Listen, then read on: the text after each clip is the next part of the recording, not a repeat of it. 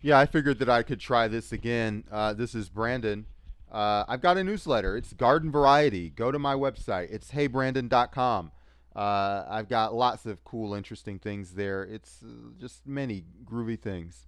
State of Mobile 2026. You know, I see a lot of interesting articles on the news, and more often than not, they are citing some kind of industry analysis. It's these agencies and companies that do a lot of great research, put them into charts. I don't, shout out McKinsey, not what I'm going for here, but just the truth. Industry agencies tend to put great research together. And how would you define mobile over the last year? Boy, whenever you hear the phrase monetization first era, you're not having a great time, but it's just true. You're spending time more on your mobile phone than you are on your TV or your computer, and it just makes sense that you would think that we've reached peak mobile and everybody's gotten every app that they'd want. But, as we live increasingly individualized lives and apps are getting more and more developed and more niche down, it's actually not a shock that non game apps have surpassed games for no mobile revenue.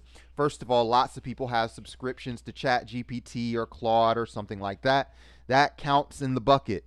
Um, and you've got not just the Chat GPT and the Claude, you've got more time on the social platforms too. So what really interested me more than people using Chat GPT are the short video streaming.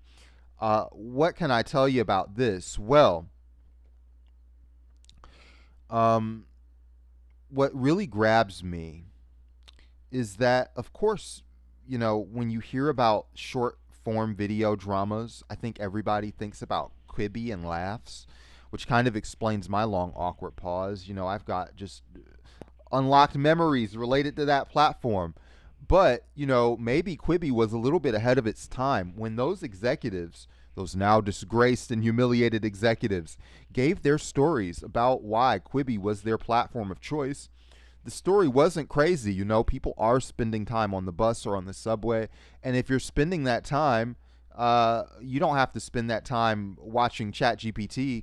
You can watch, a short form video drama that's suspenseful, that's interesting. It's hard to really have a good, strong story where there's a strong plot twist every 3 minutes.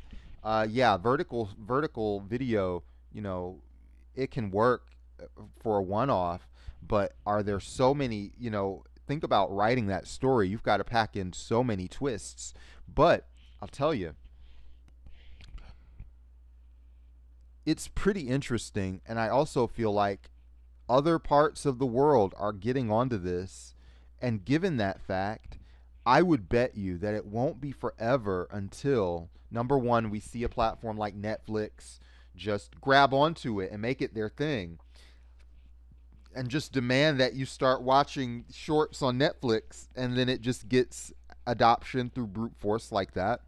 But also, it's pretty possible that there's going to be just a big hit that's in that format that somebody's working on right now. That's such a hit that it gets a bunch of imitators.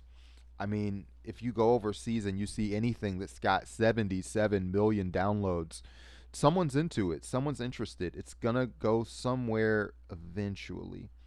Um, I wonder what that big hit will be. I would bet that in a year, you'll be looking back at this and going, oh, yeah, something did break out. Maybe not this year, maybe the year after, but definitely inevitably.